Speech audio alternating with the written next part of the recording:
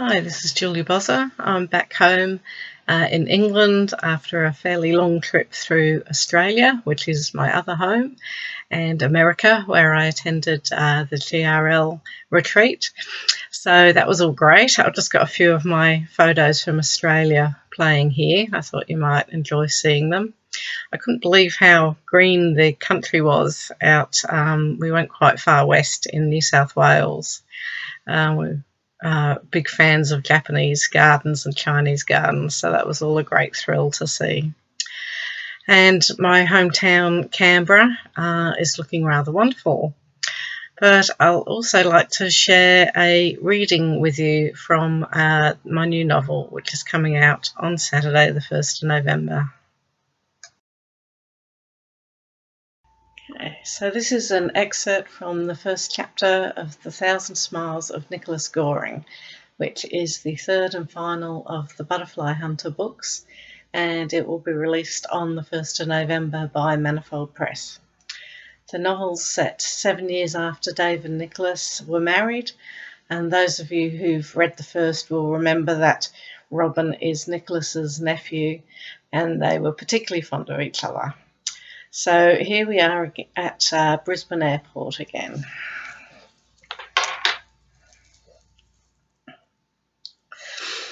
The next morning saw Dave and Nicholas at the airport early to collect Robin.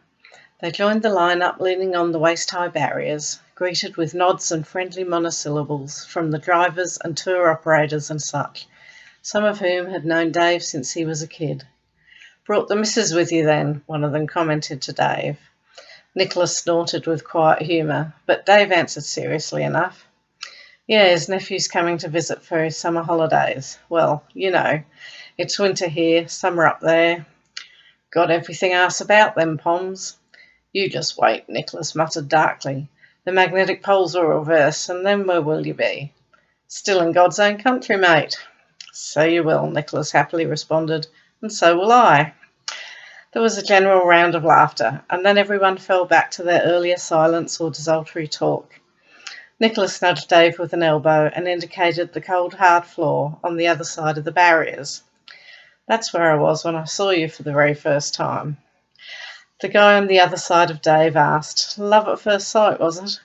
"I get a lot of that," Dave remarked. "What can you do?" was the sympathetic response. "I fancied him so badly," Nicholas declared. "It wasn't love, I don't suppose, not back then, but that's where it began. That's where our story began." A resounding silence greeted this. Far too much information to be sharing with Aussie blokes of either gender. Dave was blushing a little, but he couldn't deny that he was pleased. No doubt his own smile was as fond as one of Nicholas's, despite him trying to repress it. He hardly knew where to look.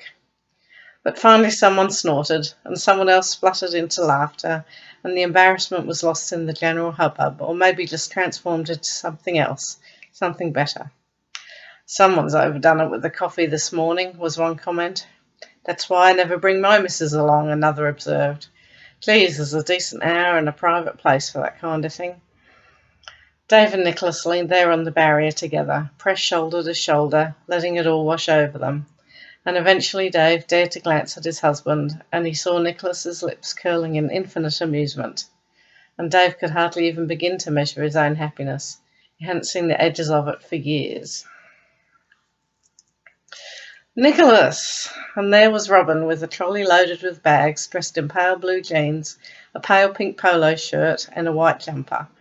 A moment later Robin and Nicholas were dashing down either side of the barrier to at last meet in a massive hug, and Robin was babbling on at 1,000,000 miles an hour, and only lifting his head from where it had been tucked against Nicholas's for the sake of gazing at his beloved uncle with tears in his eyes.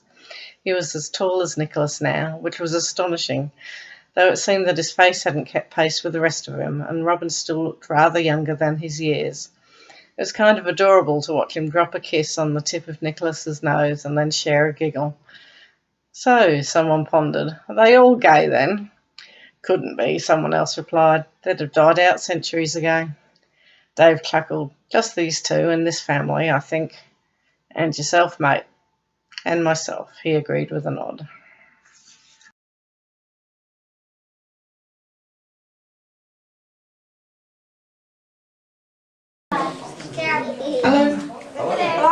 Hello. Good evening. Okay. I have a poem that I'd like to read out, dedicated to Spring, and then I have a little song. I'd just like to apologise in advance because we have a very talented family, obviously, and I think there's a good reason I'm a writer rather than a performer. So, here we go. Okay, so this is a poem called Us Two by A.A. Milne, and it's about Christopher Robin and Winnie the Pooh. Wherever I am, there's always Pooh. There's always Pooh and me. Whatever I do, he wants to do. Where are you going today, says Pooh. Well, that's very odd, because I was too. Let's go together, says Pooh, says he. Let's go together, says Pooh. What's twice 11, I said to Pooh. Twice what, said Pooh to me. I think it ought to be 22.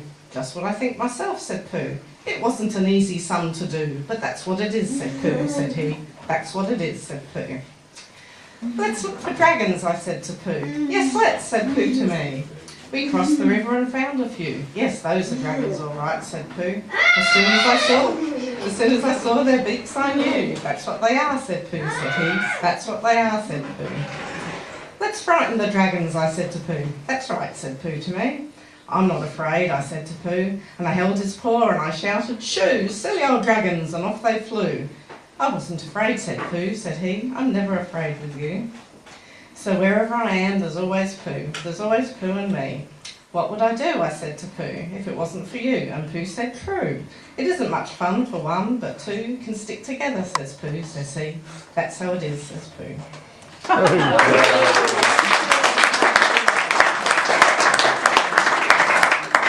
Okay, so now I have a little song. And it's something I wrote as part of my the novel I'm just having published in November, and it's the third novel in a sequence about a tour guide named Dave who works in Queensland.